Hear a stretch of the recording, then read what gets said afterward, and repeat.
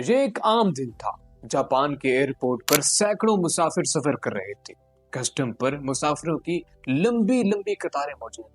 सभी मुसाफिर आम थे, लेकिन उन्हीं मुसाफिरों में से एक शख्स आम नहीं था। ये शख्स दरमियानी उम्र का था। सफेद कमीज, गहरे नीले रंग का कोट पहने संजीदा और पुरएतमाद चाल के साथ चल रहा था। मगर असल मामला तब शुरू हुआ जब उसने इमिग्रेशन अफसर के सामने अपना पासपोर्ट रखा। जब इमिग्रेशन अफसर ने उसका पासपोर्ट देखा तो वो हैरत से कभी उस शख्स के चेहरे की तरफ देखता और कभी पासपोर्ट की तरफ देखता, क्योंकि पासपोर्ट पर मोहर लगी थी ट्यूरिड नामी मुल्क की। लेकिन मसला ये था कि इस नाम का कोई भी मुल्क दुनिया के किसी भी कोने में मौजूद ही नहीं था। इसके बाद इमिग्रेशन अफसर ने अपनी टीम को बुलाया, आला हुकाम से राबता किया जो चंद ही लम्हों में वहां पहुंच चुके थे। उन सब ने उस पुरस्कार शख्स से एक ही सवाल किया कि आप कहां से आए हैं, और वो शख्स बड़े इत्मीनान और सुकून के साथ कह रहा था कि मैं ट्यूरिड से आया हूँ, और ये कोई मेरा पहला दौरा नहीं है जो मैं जापान में कर रहा हूँ, बल्कि मैं पिछले 5 साल से जापान में आ रहा हूँ। सामने खड़े कुछ अफसरों में से एक अफसर ने उससे कहा कि क्या आप दुनिया के नक्शे पर अपने मुल्क की निशानदही कर सकते हैं? तो शख्स ने फौरन नक्शे को गौर से देखा और अपनी उंगली यूरोप पर रखी, और उस वक्त उसकी उंगली जिस मुल्क पर थी वो इंडोरा का मुल्क था। उसे तफ्तीशी अफसर ने इत्मीनान के साथ और वो बड़े अच्छे लहजे में समझाया कि जिस मुल्क पर आपने हाथ रखा हुआ है ये इंडोरा का मुल्क है, ये ट्यूरिड का मुल्क नहीं है। ये सुनकर वो शख्स परेशानी में बोलने लगा कि ये कैसे मुमकिन है, मेरा मुल्क वहां पर है, मेरे लोग वहां पर है, मेरा बचपन उसी मुल्क में गुजरा है, और आप कह रहे हैं कि वो मुल्क मौजूद ही नहीं है। एयरपोर्ट हुकाम ने उस शख्स के तमाम कागजात चेक किए। उस शख्स का पासपोर्ट बिल्कुल असली था। बैंक कार्ड्स, चेक्स और दस्तावेज सभी पर ट्यूरिड मुल्क का पता दर्ज था। यहाँ तक कि उसका ड्राइविंग लाइसेंस भी उसी ट्यूरिड नामी मुल्क से जारी किया गया था। सब कुछ इतना ही हकीकी था जितना किसी आम शख्स का होता है, मगर मसला फिर भी यही था कि ट्यूरिड नामी मुल्क इस दुनिया के नक्शे पर मौजूद ही नहीं। ये सब देखने, समझने और सुनने के बाद हुक्काम उलझन का शिकार थे कि क्या ये शख्स पागल है, क्या ये शख्स जासूस है, या फिर ये वाकई किसी और दुनिया से इस दुनिया में प्रवेश कर चुका है। फैसला ये हुआ कि इस शख्स को मजीद तफ्तीश के लिए एक होटल के कमरे में रखा जाए। कमरे के बाहर 2 मुसल्ला गार्ड्स खड़े किए गए ताकि वो शख्स फरार ना हो पाए। मगर हैरत के दरवाजे उस वक्त खुले जब अगली सुबह हुक्काम उस कमरे में दाखिल होते हैं तो दरवाजा बंद था, खिड़कियां बंद थी, यहाँ तक कि दीवार पर कोई छोटे से छोटा सुराख भी मौजूद ना था। लेकिन फिर भी वो शख्स वहां से गायब था। सिर्फ यही नहीं, बल्कि एयरपोर्ट की आला तरीन और सख्त तरीन सिक्योरिटी में रखे गए उसके मुकम्मल दस्तावेज भी गायब थे, और फिर उस शख्स का बिल्कुल भी पता ना चल सका। बिल्कुल इसी तरह 1950 में न्यूयॉर्क की सड़क पर एक शख्स अचानक नमूदार होता है। उसके कपड़े 19वीं सदी के थे। उसकी जेब में पुराने सिक्के और एक ऐसी रसीद थी जो 100 साल पुरानी थी। पुलिस ने उसे पकड़ा तो मालूम हुआ कि वो शख्स 1876 में न्यूयॉर्क में ही रहता था।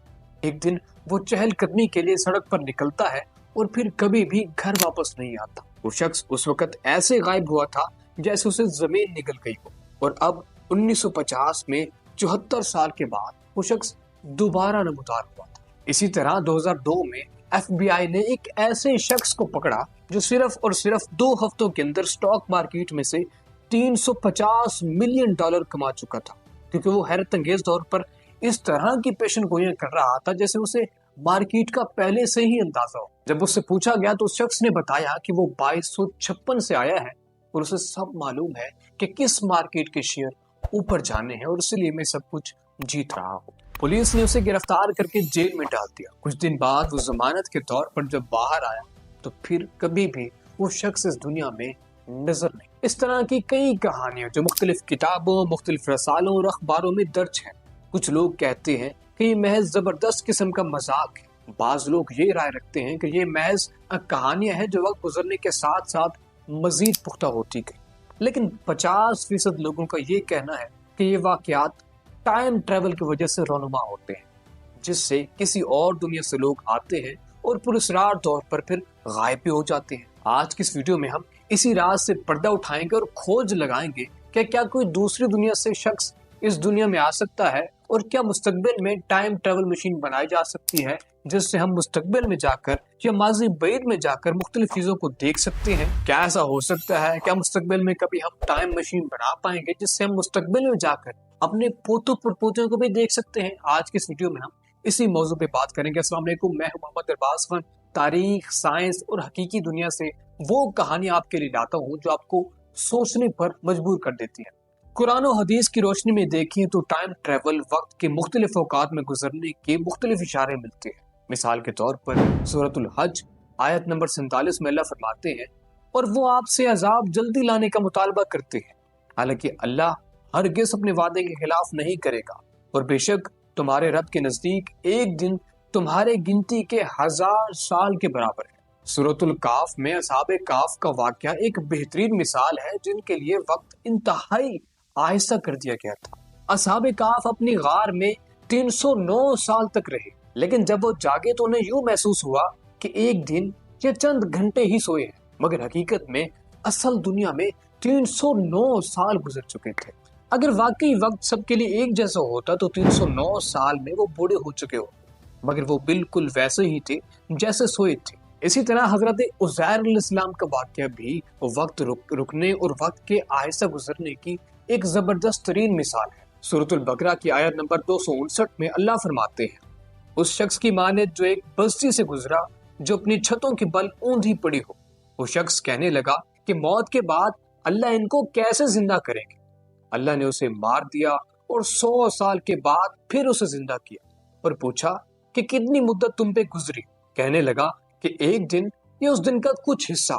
فرمایا تو 100 سال تک سوتا رہا ہے اور اپنے کھانے کو دیکھ جو بالکل خراب نہیں ہو۔ جب حضرت عزیر علیہ السلام جاگے تو انہیں یوں محسوس ہوا جیسے وہ دن کے کچھ حصے یا صرف ایک دن ہی سوئے ہو، لیکن در حقیقت جب وہ جاگے تو 100 سال گزر چکے تھے۔ ان کے کھانے کا سامان اور جانور بھی ویسے کا ویسا تھا، مگر پورا شہر برباد ہو چکا تھا۔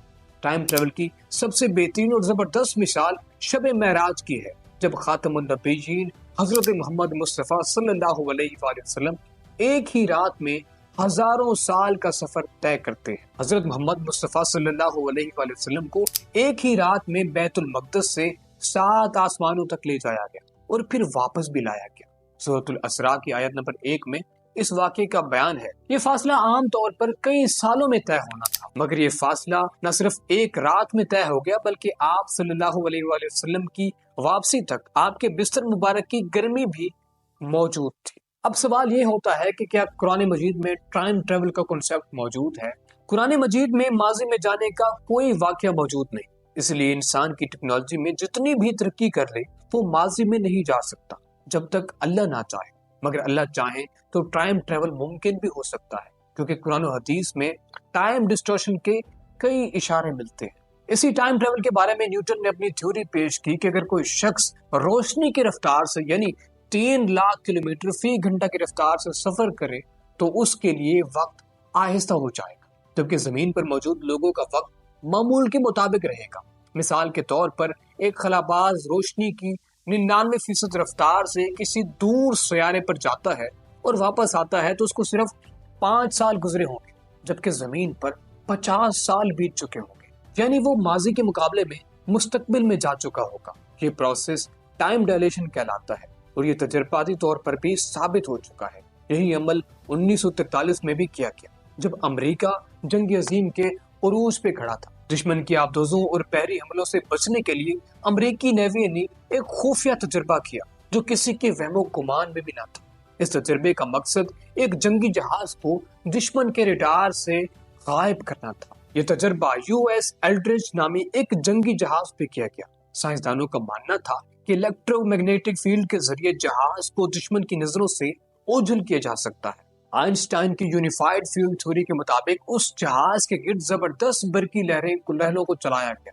لوگوں نے دیکھا کہ سب کچھ آہستہ آہستہ دھندلا ہونے لگا۔ دھندلا ہونے کے بعد اچانک ایک نیلی روشنی آتی ہے اور اچانک سے جہاز وہاں سے غائب ہو جاتا ہے۔ کچھ رپورٹس کے مطابق جہاز تقریباً اس جگہ سے 200 میل دور ساحل پہ اچانک نظر آیا اور پھر اچانک پلک جھپکتے ہی واپس اپنے اصل مقام پر پہنچ گیا۔